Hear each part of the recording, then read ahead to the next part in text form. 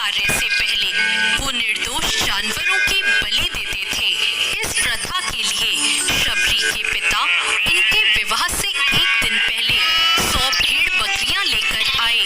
तब शबरी ने पिताजी से पूछा, पिताजी इतनी सारी भेड़ बकरियां क्यों लाए हो? पिता ने कहा, शबरी यह एक प्रथा है जिसके अनुसार कल प्रातः तुम्हारी विवाह विधि शुरू करने से पहले इन सभी भेड़ बकरियों की बलि दी जाएगी। यह कहकर उनके पिता वहां से चले जाते हैं। प्रथा के बारे में सुनकर शबरी बहुत दुखी होती है और वो पूरी रात उन भेड़ बकरियों के पास ही बैठी रहती है। उसके मन में एक ही विचार था कि कैसे वो इन निर्दोष जानवरों को बचा पाए। तब एकाएक शबरी के मन में एक ख्याल आता है कि अगर वो सुबह होने से पहले अपने घर से भागकर जंगल चली जाए तो इन निर्दोष जानवरों की जान बच सकती है। शबरी भली भांति जानती थी कि अगर वो इस तरह एक बार घर से जाएगी तो कभी भी उसे घर वापस आने का मौका नहीं मिलेगा। फिर भी शबरी ने खुद से पहले उन निर्दोष जानवरों की सोची। घर से निकलकर शबरी एक घने जंगल में जा पहुंची। अकेली शबरी जंगल में भटक रही थी। तब उसने शिक्षा प्राप्त करने के उद्देश्य से कई गुरुवरों के आश्रम में दस्तक दी, लेकिन शबरी एक तुच्छ जाति की थी, इसलिए उसे सभी ने धुतकार कर निकाल दिया।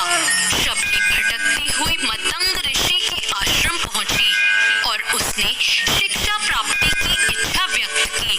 मतंग ऋषि ने शबरी को पूरी खुशी के साथ अपने गुरुकुल में स्थान दे दिया। अन्य सभी ऋषियों ने मतंग ऋषि का तिरस्कार किया। शबरी ने गुरुकुल के सभी आचरणों को आसानी से अपना लिया और दिन रात अपने गुरु की सेवा में लग गई।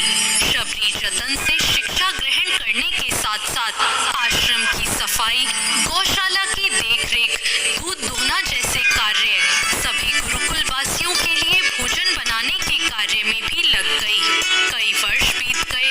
मतंग ऋषि शबरी की गुरु भक्ति से बहुत प्रसन्न हुए। मतंग ऋषि का शरीर अब दुर्बल हो चुका था, इसलिए उन्होंने एक दिन शबरी को अपने पास बुलाया और कहा, पुत्री, मेरा देह अब दुर्बल हो चुका है, इसलिए मैं अपना देह यहीं छोड़ना चाहता हूँ, लेकिन उससे पहले मैं तुम्हें आशीर्वाद देना चाहता हूँ। बोलो पुत्री, तुम्हें क्या चाहिए? आंखों में आंसू भरकर शबरी मतंग ऋषि से कहती है, हे गुरुवर, आप ही मेरे पिता हैं। मैं आपके कारण ही अभी तक जीवित हूँ।